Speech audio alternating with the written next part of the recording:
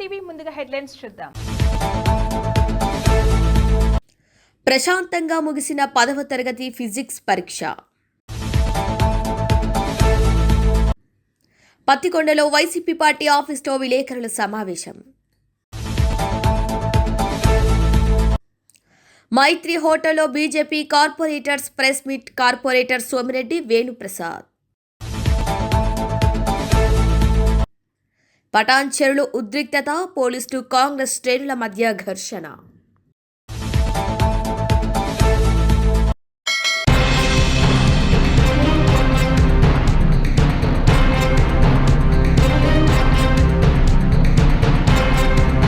గురువారం చేగుంట మండలం వడియారాం గ్రామంలో ప్రజాపాలన ప్రగతి ప్రణాళిక గ్రామ సభకు జిల్లా కలెక్టర్ ప్రతిమా సింగ్ హాజరయ్యారు. రాష్ట్ర గీతంలో గ్రామసభ కార్యక్రమం ప్రారంభించారు. అనంతరం ప్రజాపాలన ప్రగతి ప్రణాళిక 99 రోజుల కార్యాచరణ ప్రణాళికలో భాగంగా రాష్ట్ర ప్రభుత్వం చేపట్టిన అభివృద్ధి సంక్షేమ పథకాలపై రాష్ట్ర ముఖ్యమంత్రి ప్రసంగాన్ని సర్పంచ్ ఏ సాయి కుమార్ వినిపించారు. ఈ కార్యక్రమంలో ప్రత్యేక అధికారిని హేమ భార్గవి, సర్పంచ్ సాయి కుమార్, మెడికల్ ఆఫీసర్ అనిల్ కుమార్ రెడ్డి, ఉప సర్పంచ్ బండారి నాగరాజు, పంచాయతీ కార్యదర్శి ఇన్ఛార్జ్ ఎంపీఓ విజయపాల్, ప్రజాప్రతినిధులు, సంబంధిత అధికారులు తదితరులు పాల్గొన్నారు. అది మొత్తం అయిపోతుంది, తర్వాత ఓన్లీ హార్వెస్టింగ్ వరకు ఏం ఎక్కువ పని ఉండొద్దు, కానీ దాంట్లో మనకి లాభం కూడా అందుకే తక్కువ ఉంటాయి. మనం ఆయిల్ పామ్ కానీ వేరే హార్టికల్చర్ క్రాప్స్ కానీ వేరే చేస్తే మనకి కొద్దిగా కృషి చేయాల్సిన ఉంటుంది, కానీ లాభం కూడా మీకు ఎక్కువ వస్తాయి. సో అది మీరు కొద్దిగా నేర్చుకుంటే మీకు అవసరమైతే మనం మీకు ఇంతకుముందు సిద్దిపేటకి కొంతమంది వెళ్ళారు. సిద్దిపేట కాకుండా మా జిల్లాలోనే కొంతమంది చాలా సక్సెస్ఫుల్గా చేస్తున్నారు. కూరగాయలు కానీ పూల మొక్కలు కానీ.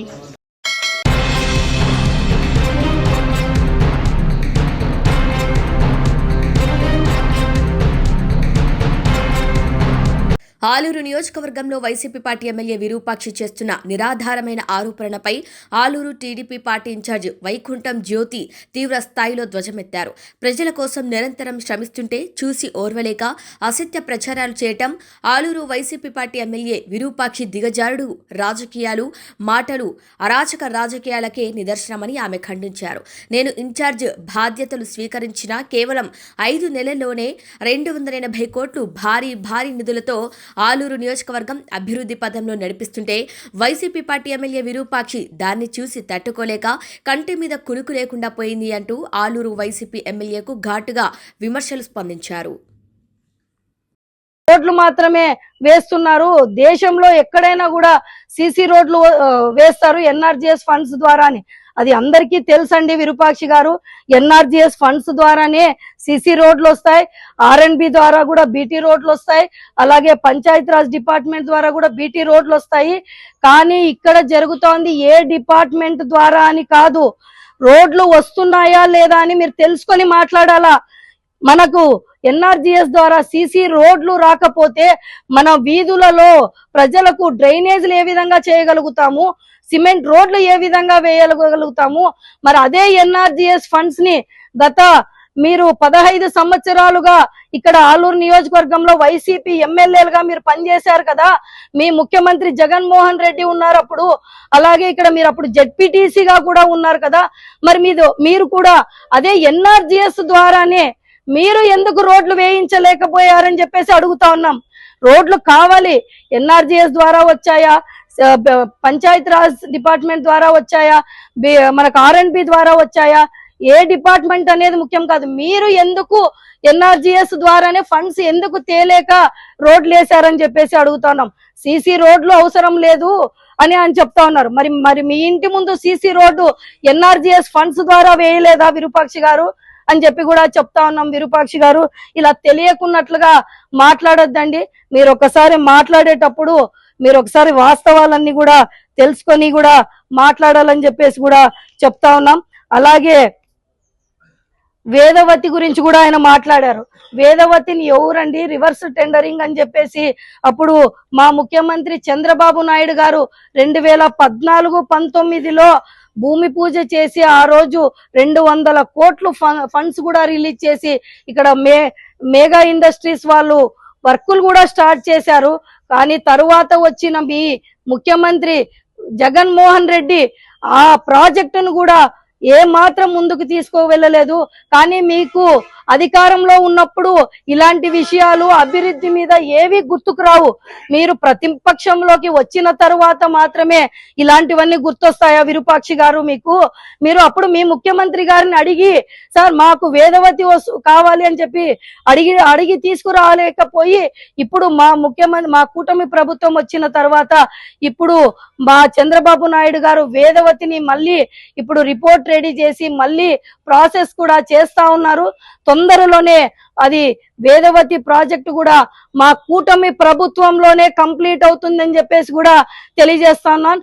మా ముఖ్యమంత్రి గారికి కర్నూలు జిల్లాలో ఈ మన పశ్చిమ వెస్ట్ ప్రాంతమంతా అంటే ఎంతో గతంలో ఉన్న నాయకులు మీ వైసీపీ ప్రభుత్వంలో ఏమాత్రం అభివృద్ధి జరగలేదు. కాబట్టి మన ఆలూరు నియోజకవర్గాన్ని ఎంతో అభివృద్ధి చేయాలని చెప్పేసి ఆయన ఎన్నో లక్షల కోట్ల ఫండ్స్ తో ఈ రోజు వేదవతిని కూడా కంప్లీట్ చేయబోతా ఉన్నారని చెప్పేసి కూడా తెలియజేస్తున్నాం.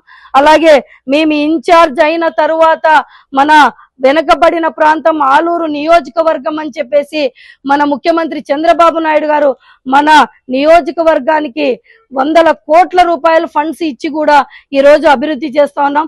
ప్రజలందరూ కూడా గమనిస్తూ ఉన్నారు. గత 15 సంవత్సరాలలో లేని అభివృద్ధి ఆలూరు నియోజకవర్గంలో కూటమి ప్రభుత్వం వచ్చిన తర్వాత మేము ఇన్ఛార్జ్ అయ్యి 6 నెలల లోపలనే ఎంతో అభివృద్ధి జరుగుతోంది. అంత కావాలనుకుంటే మీరు ప్రెస్ వాళ్ళ ముందు, మైకుల ముందు కాదు మాట్లాడేది, మీరు రండి, కలిసి వెళ్దాం, నేను చూపిస్తా ఎక్కడ డెవలప్మెంట్ జరుగుతుందని. గతంలో మీరు వైసీపీ ప్రభుత్వంలో ఈ ఆలూరు నియోజకవర్గానికి మీరు ఏమి అభివృద్ధి చేశారో ఒక లిస్ట్ ఇవ్వండి అని చెప్పేసి కూడా అడుగుతా ఉన్నాం. అలాగే ఈయన చెప్తా ఉన్నారు, విరూపాక్షి గారు చెప్తా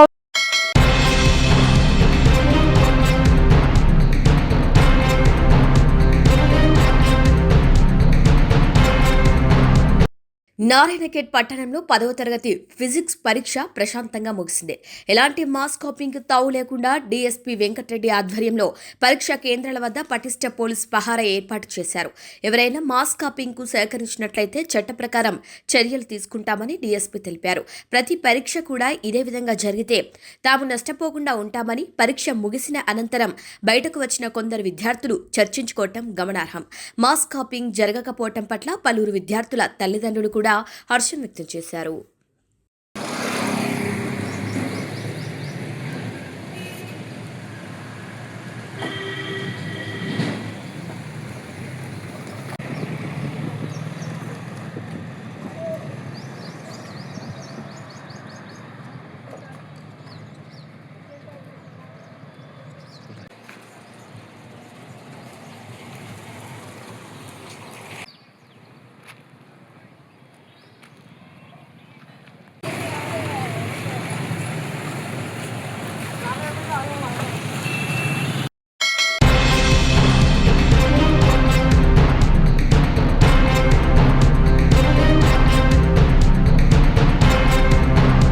కేంద్ర సహాయక మంత్రి బండి సంజయ్ కరీంనగర్ నగర ప్రజలకు క్షమాపణ చెప్పాలని నిన్న టీఆర్ఎస్ సిటీ ప్రెసిడెంట్ చెప్పటం సరికాదు. నీ స్థాయికి తగ్గట్టు మాట్లాడాలి. హరిశంకర్ కేవలం నగరంలో ఉన్నారని చెప్పటం కోసమే ప్రెస్ మీట్లు పెడుతున్నారంటూ చల్లా హరిశంకర్ తెలిపారు. మీ మాజీ ముఖ్యమంత్రి చెప్పాల్సింది క్షమాపణలు కరీంనగర్లో డల్లాస్లో చేస్తా అన్నాడు. దళిత బంధు అందరికీ ఇస్తానన్నాడు, మాట తప్పాడు. అందుకే కదా మాజీ సీఎం కేసీఆర్ క్షమాపణలు చెప్పాలి అని మరిచి నువ్వు కేంద్ర మంత్రి బండి సంజయ్ అనడం సరికాదు. నీ కార్పొరేటర్లకు అందరికీ తెలుసు నువ్వు కార్పొరేటర్వా కాంట్రాక్టర్వా అని. 2 స్థానాలకు పోటీ చేసి ఓడిపోయిన వ్యక్తివి. నీకు ప్రజలు బుద్ధి చెప్పారు, అయినా కూడా సరిపోవటం లేదు. టీఆర్ఎస్ కేబుల్ బ్రిడ్జ్ కట్టింది కేవలం కమిషన్ల కోసమే. మీ మాజీ మంత్రి ఫామ్ హౌస్ కట్టుకోవటం కోసమే. మీ మాజీ మంత్రి స్థలాల కోసం కాదా, కమిషన్ల కోసం కాదా? మీ హయాంలో జరిగిన అవినీతి ఎక్కడా కూడా జరగలేదు. చెత్త దగ్గర నుంచి మొదలుకొని అన్నింటిలో మోసాలు. మీకు దమ్ము ధైర్యం ఉంటే మీ ఎమ్మెల్యేలను ముఖ్యమంత్రి దగ్గరికి వెళ్లి నిధులు తీసుకురమ్మని చెప్పండి. కరీంనగర్ అభివృద్ధి కోసం చల్లారి శంకర్ నోరుబాదులో పెట్టుకొని మాట్లాడు. తర్వాత జరిగే పరిణామాలకు నువ్వే బలవుతావని అన్నారు. ఎన్ని పనులు పెట్టిందని చెప్పి ప్రతి ఆదివారం అక్కడ షో లైట్లు పెడతాం, లైటింగ్ పెడతాం, సంస్కృతిక కార్యక్రమాలు పెడతాం అని చెప్పి అన్నారు. ఆ రోడ్డు ద్వారా ఎవరికి లాభమైందని మీరు ఒకసారి గుండె మీద తీసుకొని చెప్పాలి. చల్లారి శంకర్ బీఆర్ఎస్ నాయకులు 50 కోట్లు పెడితే నార్మల్ గా బ్రిడ్జ్ అయ్యేది ఈ నుంచి అక్కడ వరకు. మీరు కేబుల్ బ్రిడ్జ్ కట్టింది 250 కోట్లు పెట్టి దేనికోసం? మీ మంత్రి గారు ఉన్న స్థలాల కోసం కాదా? మీ కమిషన్ల కోసం కాదా? తవ్వమంటే ఎప్పుడు మాకు ఏం పనిలేదు, ఎట్లాగో గెలిచినాం. అభివృద్ధి చేయడం, మీ మీ మీ ఆస్తులు, మీ వ్యవహారాలు, మీ కాంట్రాక్టులు అన్ని తవడమే పనిగా పెట్టుకుంటాం. అభివృద్ధి దిశగా కరీంనగర్ నగరపాలక సంస్థ నడుస్తా ఉంది. కన్నూరుగా మీరు ఏం చేయలేని పరిస్థితిలా మా నాయకుడి పైన అపనిందలేస్తూ మాట్లాడుతున్నారు తప్ప మీకు కొంచెమన్నా సోయి ఉంటే రమ్మని చెప్పండి. మీరు ఎవరు వస్తారో రండి, మేము చర్చకు సిద్ధంగా ఉన్నాం. ఎక్కడ కూర్చుందంటే అక్కడ కూర్చుందాం. మీరు కట్టిన కేబుల్ బ్రిడ్జ్ దగ్గర కూర్చుందాం, లేదంటే మాన్య రివర్ ఫ్రంట్ దగ్గర కూర్చుందాం, మీరు చేసిన అవినీతి డంప్ యార్డ్ దగ్గర కూర్చుందాం. ఏ డిపార్ట్మెంట్ లో లేదు మీ అవినీతి. చెత్త దగ్గరికి వెళ్ళి పెట్టుకుంటే ప్రతి ఒక్కటి మీరే కదా దగ్గర నుండి చేసిందంతా. తెలిసి మేము బుక్లెట్ పోస్ట్ చేస్తాం, మీకు చదువుకొని కరీంనగర్ కు బండి సంజయ్ అన్న ఏం చేసిండ్రు, మీకు ఒకసారి చదువు రాకపోతే ఎవరైనా చదవచ్చుకుంటే చదివించుకోరు. మళ్ళీ మళ్ళీ చెప్పడం ఉన్నది, ఇదే లాస్ట్. మీకు దమ్ము ధైర్యం ఉంటే మీ ఎమ్మెల్యే దగ్గర పోయి దండం పెట్టి కాలు మొక్కి ఏమన్నా ముఖ్యమంత్రి దగ్గర పోయి ఫండ్ తీసుకురామని చెప్పు. మా గౌరవనీయులు సంజయ్ మీద పడేసుడు కాదు, బరాబర్ ప్రజలు నాకు ఆశీర్వదించారు. అభివృద్ధి అంటే ఏందో రానున్న 5 ఏళ్లలో మేము చూపిస్తాం. ఇప్పుడు మీరు గెలిచిన స్థానాలు కూడా మళ్ళీ వచ్చేసారి మీరు గెలవరు, అది రాసి పెట్టుకోండి. బీజేపీ పైన మా నాయకుల పైన ఇష్టం వచ్చినట్టు మాట్లాడితే ఊకునే పరిస్థితి లేదు. కబడ్దా బిడ్డ, నీకు ఇంకోసారి చెప్తున్నా, ఇంకొకసారి నువ్వు ఇట్లా మాట్లాడినావు అనుకో, మొన్న చెప్పినాం, నెక్స్ట్ మేము చేసి చూపిస్తాం. ఇదే లాస్ట్ అండ్ ఫైనల్ వారంగా చెప్తున్నాం. మీరు నోరు అదుపులో పెట్టుకో, లేకపోతే మాత్రం జరిగే పరిణామాలకు నువ్వే కారణమవుతావు, నీయే బట్టలు చెప్తావు.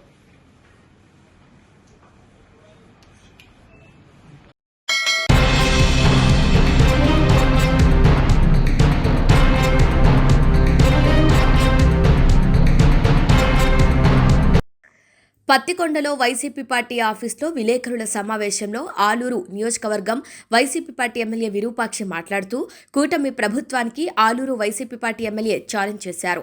ఆంధ్ర రాష్ట్రంలో ఒక్క మహిళకైనా సొంతింటి కల నెరవేర్చేందుకు సెంటు భూమి కేటాయించారా? మీరు మీ ప్రభుత్వంలో నిరుపేద మహిళలకు కూటమి ప్రభుత్వం ఒక్క ఇల్లు కూడా కట్టించమని నిరూపిస్తారా అంటూ కూటమి ప్రభుత్వాన్ని ప్రశ్నించారు. అదేవిధంగా 3,50,000 కోట్ల అప్పులు తెచ్చి ఆంధ్ర రాష్ట్రాన్ని అప్పుల్లో కుప్పంలో నెట్టేశారు.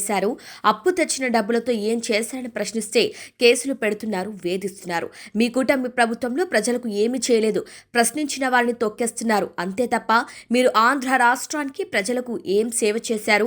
మీడియా ముందు గొప్పలు చెప్పుకొని తిరుగుతున్నారా తప్ప అంటూ విమర్శించారు.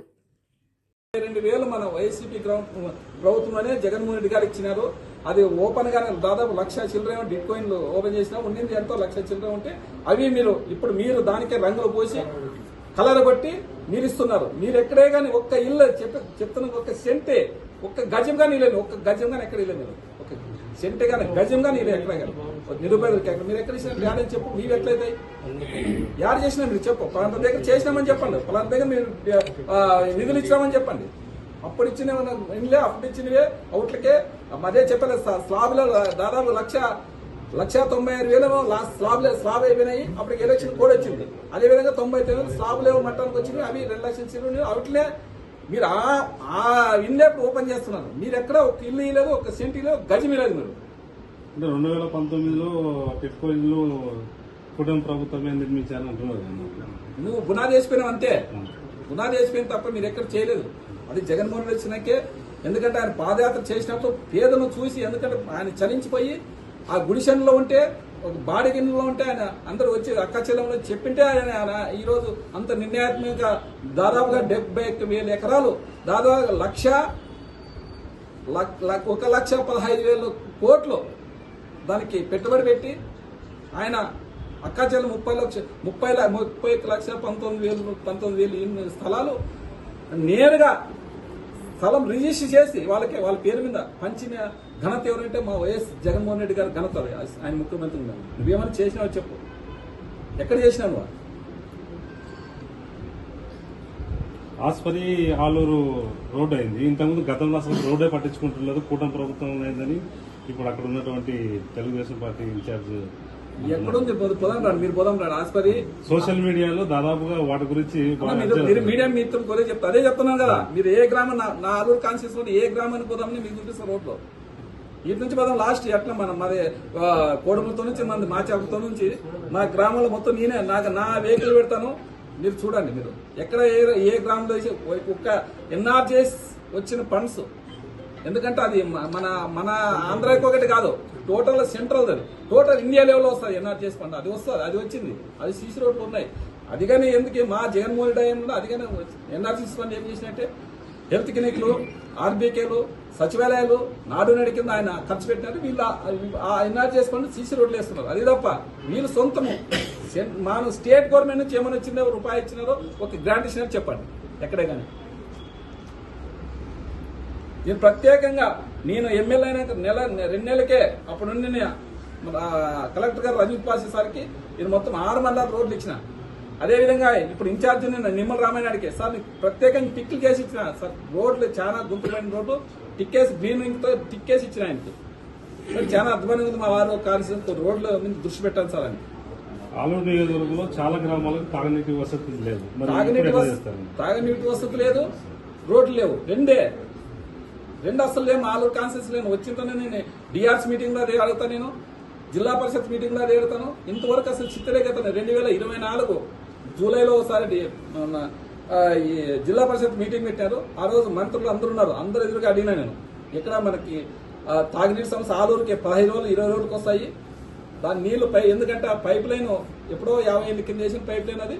ఆ పైప్ లైన్కి మరమ్మతులు చేయాలనే విధంగా చెప్పింటే అప్పుడు నేను రంజిత్ బాష్ కలెక్టర్ గారు ఎన్నికనే నేను చెప్పింది మరుసటి ఎస్సీ గారిని పంపించినారు. ఎస్సీ గారిని పంపించి దాన్ని మొత్తం అంత సర్వే చేసినాడు.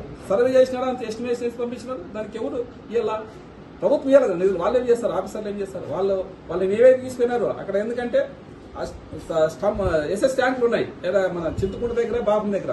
అవి చిన్న వైపు అప్పుడు జనాభా ప్రకారం ఎప్పుడో దాదాపుగా 40 ఏళ్ళ కింద పెట్టిన ఆ జనాభా ప్రకారం వాళ్ళ లెక్కల ప్రకారం ఎస్ఎస్ ట్యాంకులు కట్టినారు. ఇప్పుడు జనాభా పెరిగిపోయింది కదా, పెరిగిపోయింది కాబట్టి ఆ జనాభా ప్రకారం ఆ జనాభా ఎక్కడైతే అక్కడ ఎక్స్చేంజ్ చేయాల. అక్కడ స్థలంగానే ఉంది. నేను చెప్పినాను, పోయి చూసేసినారు. ఇంతవరకు చిత్తలే గెట్టలేదు. గజ్జల దగ్గర అంతే. అక్కడ ఒక్కటే ఇప్పుడు నీళ్లు బంద్ అయినాయి. ఎల్ఎల్సీకి నీళ్లు బంద్ 1 నెల మాత్రమే ఉంటాయి నీళ్ళు. చిన్నది ఎస్ఎస్ ట్యాంక్ అయిపోతాయి నీళ్ళు. పక్కలో ఉంది. అది కానీ చెప్పినాను.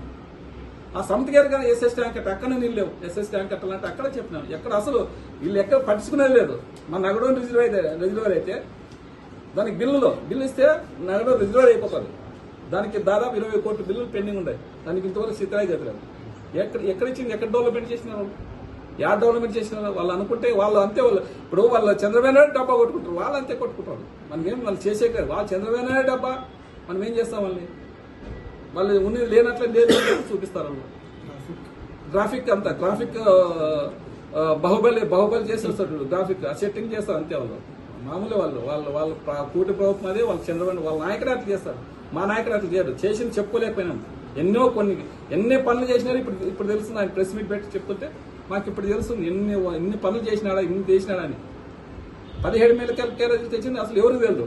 అది చెప్పుకోలే ఎవరికి. దానిగాని నేను తెచ్చినానని చెప్తాడు ఆయన. మళ్ళీ ఎంత అబద్ధాలు చూడే. వాళ్ళు ఏం చేసేది ప్రతి ఒక్కటి మేమే చేసినామంటారు. ఏం చేస్తే ఇప్పుడు ఆదాని గ్రూప్ ఎప్పుడు 2023లోనే గూగుల్ తెచ్చిపెట్టినారు. దానికని మేమని క్రెడిట్ కొట్టాము. వాళ్ళు ఏమంటే పబ్లిక్ ఆయన ఆదాని వచ్చి ఆ గ్రూప్ వచ్చి ఆయన వచ్చి చెప్పిన దానికి తేలిపోయారు. ఎక్కువ ఉంది క్రెడిట్ స్టోరీ అని అంతా. మొత్తం అంతా మేము చేసినామని క్రెడిట్ స్టోరీ. ఒక్కటిగానే కొత్త పని ఒక్కటి చేయలే. ఏం అసలు చేయడానికి ఊరినే అమరావతి అంటారు అంతే. అమరావతి శాశ్వత ఎక్కడన్నా ఇండియాలో ఎక్కడన్నా ఉంది అమరావతిని బిల్లు పెట్టిందని. మన ఓన్లీ మన ఆంధ్రప్రదేశ్ నుంచే అమరావతి బిల్లు తీసుకొని పోయి కేంద్రంలో పెట్టిండేది, పార్లమెంట్లో పెట్టింది. ఎక్కడ అసలు చరిత్రలో ఏదేదంట. ఇప్పుడు ఆయన అన్నారు కదా, ఎవరు ధర్మేంద్ర యాదవ్ గారు అమరావతిని అక్కడ ఎందుకు పెట్టాలా ఎందుకు పెట్టాలా ఆల్రెడీ విశాఖపట్నం డెవలప్మెంట్ ఉంది అక్కడ పెట్టవచ్చు ఆయన అన్నాడు అంటే పార్లమెంట్ సాక్షిగా. రాబోయే కాలంలో వైసీపీ గవర్నమెంట్ వేస్తే అమరావతిని మార్చేస్తానని రాజ్యాంగబద్ధం కోసం ఆ విధంగా చేశారని కూటమి ప్రభుత్వం వాళ్ళు అంటున్నారు. అది రాష్ట్రాలకు సంబంధించిన అట్లవన్నీ ఏం లేదు. ఎవరు మా జగన్మోహన్ రెడ్డి గారిని ఎప్పుడో దాన్ని అమరావతి మార్స్తాను అనలే. 3 ప్రాంతాల్లో డెవలప్మెంట్ అయితే ఇప్పుడు ఎందుకంటే ఇప్పుడు హైదరాబాద్ డెవలప్మెంట్ మనం పరిగెత్తించింది ఇక్కడ పంపించింది. మళ్ళీ ఈయన అమరావతిలో డెవలప్మెంట్ అయితే మళ్ళీ మిగతా ప్రాంతం రాయలసీమ ప్రాంతం ఏం కావాలి మారుస్తానన్నాడు ఎవరు గవర్నమెంట్ వస్తే జగన్ కాదు డెవలప్మెంట్ వాళ్ళు బిల్లు పెట్టినారు. నేను వస్తే ఆ మార్పు ఉద్దేశంతో రాజ్యాంగబద్ధం కోసం దానికి ఏం లేదు. రాజ్యాంగబద్ధంగా తన చట్టాలు లేవు దానికి. అసలు రాజధాని అనేది చట్టాలు ఒకటే రాజ్యాంగం. అంతే. ఎవరు ఇష్టం అది అంతే. చట్టం ఆర్డినెన్స్ అందుకోసం చేశారు. ఆర్డినెన్స్ చేసిన రాష్ట్రం ఓకే చేసిన తర్వాత వచ్చేది రాష్ట్రం చేసి రాజధాని ఎప్పుడు అమరావతి రాజధాని మా జగన్మోహన్ రెడ్డి ఎప్పుడు వ్యతిరేకం కాదని ఎప్పటి నుంచి చెప్తున్నారు. 10 పార్టీలు సపోర్ట్ చేస్తే ఒక్క పార్టీ మాత్రం వాకౌట్ చేశారు. ఎందుకంటే దానికి మీ పార్టీ మా వాకౌట్ చేశారు. వాళ్ళ విధానాలు సరిపోలేదు ఆయన వాళ్ళు. ఇప్పుడు వాళ్ళు ఏముంది రాజధాని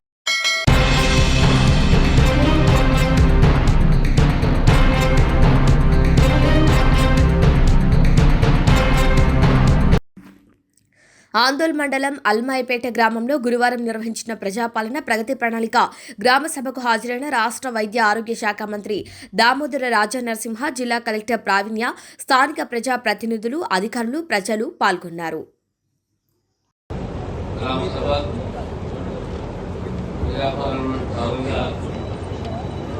జిల్లా కలెక్టర్, జిల్లా డిఆర్ఓ, తహసీల్దారు, మిగతా అధికారులు ప్రత్యేకంగా అల్మాయిపేట గ్రామంలో ఈ గ్రామ సభ నిర్వహించాలి. మీ గ్రామంలో ప్రజల గ్రామానికి సంబంధించిన సమస్యలు కానీ పరిష్కరించాలి. ప్రధానంగా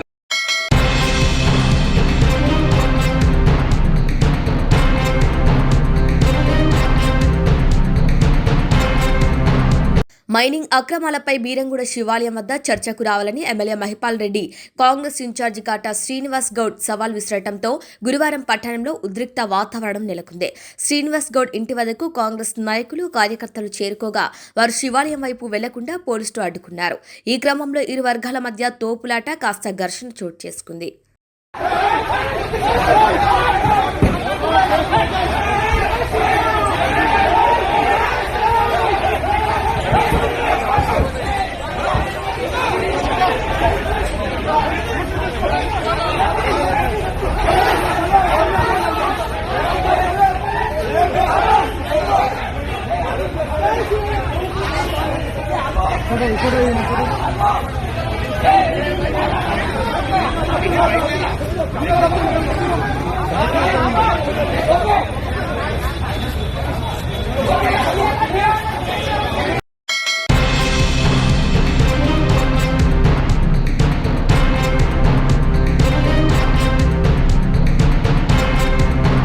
బులెటిన్ హెడ్లైన్స్ మరొకసారి. ప్రశాంతంగా ముగిసిన 10వ తరగతి ఫిజిక్స్ పరీక్ష. పత్తికొండలో వైసీపీ పార్టీ ఆఫీసులో విలేకరుల సమావేశం. మైత్రి హోటల్లో BJP corporators press meet. Corporator Somireddy, Venuprasad. పటాన్ చెరువులో ఉద్రిక్తత, పోలీసులు కాంగ్రెస్ శ్రేణుల మధ్య ఘర్షణ. ఇవి వాళ్ళ బులెటిన్ అప్డేట్స్. కీప్ వాచింగ్ స్ట్రావే టీవీ.